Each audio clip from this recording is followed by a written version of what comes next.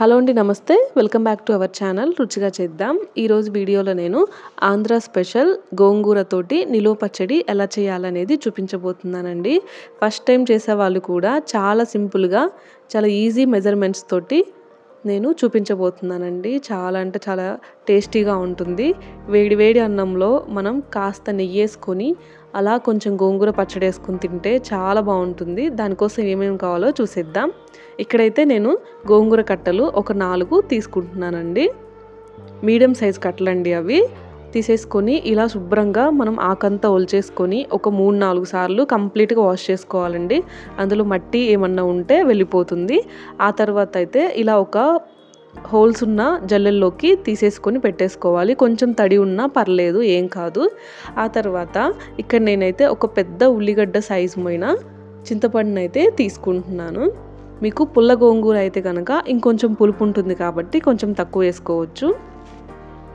ఆ తర్వాత చింతపండు శుభ్రంగా కడిగేసుకొని ఇలా వాటర్లో అయితే నానబెట్టి పెట్టేసుకోవాలి. తర్వాత ఒక ప్యాన్ తీసేసుకొని అందులో 2 స్పూన్స్ మెంతులు అయితే వేస్తున్నానండి. ఆ తర్వాత 3 స్పూన్లతోటి ఆవాలు అనేది తీసుకుంటున్నాను. మీరు మెంతుల కంటే ఆవాలు అనేది కొంచెం క్వాంటిటీ ఎక్కువగానే ఉండాలి. ఇలా లో ఫ్లేమ్లో పెట్టేసుకొని మెంతులు ఆవాలు మంచి ఫ్లేవర్ వచ్చేసే వరకు మనం వేయించుకొని మిక్సీ జార్లోకి వేసేసుకోవాలి.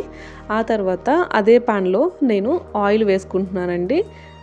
అంటే నాకు ఇక్కడ 1/2 లీటర్ దాకా ఆయిల్ అనేది పడుతుంది. ఇక్కడ 1 స్పూన్ తోటి జీలకర్ర అనేది వేస్తున్నాను. 1 స్పూన్ తోటి ఆవాలు కూడా వేసుకుంటున్నాను. ఆ తర్వాత కొంచెం కరివేపాకును అందులోనే వేసేసి ఇలా చిటపటలాడే వరకు ఉంచుకోవాలండి. ఇలా చిటపటలాడిన తర్వాత మనం ముందుగా కడిగి పెట్టేసుకున్న గోంగూర ఉంది కదా, అది కొంచెం కొంచెంగా యాడ్ చేసుకుంటూ మనం ప్యాన్లో మొత్తం వేసేసుకోవాలి.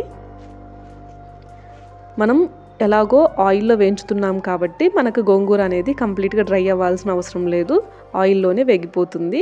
ఆ తర్వాత ఇక్కడ నేను కొంచెం పసుపు అనేది వేసుకుంటున్నాను. ఇలా కంప్లీట్గా ఆయిల్లో అంతా వేసేసిన తర్వాత మనం కింద నుంచి పై వరకు మొత్తం కలుపుతూ తిప్పేసుకోవాలండి. గోంగూర అనేది కలర్ తొందరగా చేంజ్ అయిపోతుంది. ఆ తర్వాత కాసేపటికి ఇలా 10 మినిట్స్ తర్వాత మనకి ఇలానే చేంజ్ అయిపోతుందండి. చూస్తున్నారు కదా. ఒకవేళ ఈ టైంలో మీకు ఆయిల్ కనుక సరిపోలేదంటే ఇంకొంచెం యాడ్ చేసుకోవచ్చు. ఇక్కడ నేనైతే 3 వెల్లుల్లిపాయ గడ్డలను తీసుకొని ఇలా ఒలిచి అయితే పక్కన పెట్టేసుకున్నాను. ఇక్కడ అంతలోకి మనకు మెంతులు ఆవాలు వేగిపోతాయి కదా, వీటిని కూడా మెత్తటి పౌడర్ లాగా మిక్సీ పట్టేసుకోవాలి. ఇలా పౌడర్ చేసుకున్న తర్వాత ఈ పౌడర్ని ఒక ప్లేట్లోకి వేసుకోవాలండి.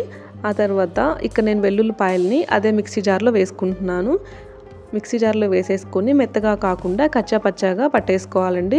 మీకు ఒకవేళ మిక్సీ జార్లో వేయడం ఇష్టం లేదు అనిపిస్తే మామూలుగా మీరు అలా కచ్చా పచ్చాగా దంచేసుకుంటే సరిపోతుంది. ఈ విధంగా అయితే దాన్ని కూడా ప్లేట్లోకి తీసేసుకుంటున్నాను.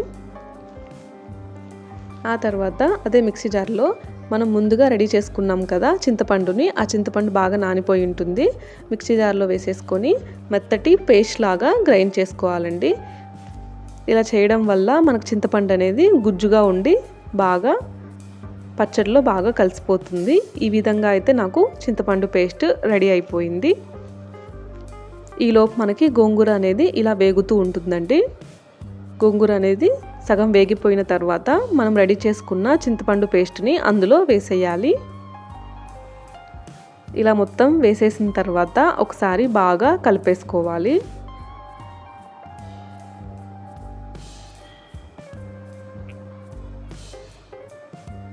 ఇలా మొత్తం వేసుకున్న తర్వాత కాసేపటికి గోంగూర చింతపండు అనేది కంప్లీట్గా వేగిపోతుందండి. చూసారు కదా, ఇలా అయితే మనకి పచ్చడి రెడీ అయిపోతుంది. ఆ తర్వాత గ్యాస్ ఆఫ్ చేసుకుంటే సరిపోతుందండి. గోంగూర అనేది కంప్లీట్గా మగ్గిపోవాలి. ఈ ప్రాసెస్ అంతా మనం సిమ్ టు మీడియం ఫ్లేమ్లో పెట్టి చేసుకోవాలండి. మనం గ్యాస్ ఆఫ్ చేసుకున్న తర్వాత ఇక్కడ నేను 1 గంట సాల్ట్ అనేది యాడ్ చేస్తున్నాను. ముందుగానే ఎక్కువగా వేసుకోవద్దు. ఇలా సాల్ట్ అనేది వేసేసిన తర్వాత మొత్తం కలిపేస్తున్నాను. మనం ఇందులో కారము ఇంకా ఆవాలు మెంతుల పిండి అనేది మనం గోరువెచ్చగా ఉన్నప్పుడు వేయాలండి. స్టార్టింగ్లోనే వేస్తే మనకి పచ్చడి అనేది నల్లగా అయిపోతుంది. ఇక్కడ నాకు పచ్చడి అనేది గోరువెచ్చగా అయిపోయింది. ఈ టైంలో ఇక్కడ మెంతులు ఆవాల పొడి ఇంకా వెల్లుల్లిపాయ పేస్ట్ కూడా అందులో వేసేసుకుంటున్నాను. వేసేసుకొని ఒకసారి బాగా కలిపేసుకోవాలి. ఇవి వేయగానే మనకు పచ్చడి ఫ్లేవర్ అనేది చాలా బాగా వస్తుందండి. మీరు వెల్లుల్లిపాయలు కాస్త ఎక్కువగానే వేసుకోండి, తక్కువగా మాత్రం వేయొద్దు. గోంగూర పచ్చడికి మాత్రం కంపల్సరిగా వెల్లుల్లిపాయలు ఎక్కువగానే ఉండాలి. ఆ తర్వాత ఇక్కడ నేను ఏ గంటతో అయితే సాల్ట్ తీసుకున్నానో అదే గంటతోటి 1.5 గంట కారం అనేది తీసుకుంటున్నాను. మీరు ఎట్లాంటి మెజర్మెంట్స్ కానీ ఇక్కడ అవసరం లేదండి. మనకు తర్వాత ఏదైతే సరిపోలేదో అది మళ్ళీ వేసుకోవచ్చు. ఎట్లాంటి కొలతలు కూడా అవసరం లేదు. ఈ విధంగా అయితే మొత్తం నేను కారం వేసి కలిపేసుకుంటున్నాను. మీరు వేడిగా ఉన్నప్పుడు కారం అవి వేయొద్దు. ఇలా మొత్తం వేసేసుకున్న తర్వాత నేను నెక్స్ట్ డే పచ్చడి ఎలా ఉందనేది చూపిస్తాను. ఈ విధంగా అయితే నాకు నెక్స్ట్ డేకి గోంగూర పచ్చడి రెడీ అయిపోయింది. ఈ టైంలో మీరు ఒకసారి టేస్ట్ చూసి ఇందులో సాల్ట్ కానీ కారం కానీ ఏదైనా తగ్గుంటే వేసుకోవచ్చు. ఇక్కడ నాకు కొంచెం ఆయిల్ తగ్గినట్లుగా అనిపిస్తుంది. అందుకని నేను వేరుశనగ నూనెను మళ్ళీ ఒకసారి హీట్ చేసుకొని కంప్లీట్గా చల్లబడిన తర్వాత కొంచెం ఆయిల్ అనేది అందులో వేసుకుంటున్నానండి. మనకు తెలుస్తుంది పచ్చడి కనుక టైట్గా ఉంది అనిపిస్తే కొంచెం ఆయిల్ యాడ్ చేసుకుంటే సరిపోతుందండి. ఉప్పు కారం అనేవి కరెక్ట్గా చూసుకోవాలి. మనం ఉప్పు ముందుగానే ఎక్కువగా వేస్తే పచ్చడి అనేది పాడైపోతుంది కదా. సో అందుకని చెప్పి తర్వాత టేస్ట్ చూసి వేసుకోవాలండి. అంతే అండి. నాకు ఈ విధంగా అయితే పచ్చడి చాలా తొందరగా రెడీ అయిపోయింది. చాలా ఈజీగా చేసేసుకోవచ్చు. ఇలా వేడివేడి అన్నంలో నెయ్యి వేసుకొని ఈ పచ్చడి వేసుకొని తింటే చాలా బాగుంటుందండి. ఒక్కసారి మీరు కూడా ట్రై చేసి ఎలా ఉందనేది కామెంట్ చేయండి. నచ్చితే కనుక రుచిగా చేద్దాం ఛానల్ని సబ్స్క్రైబ్ చేయండి.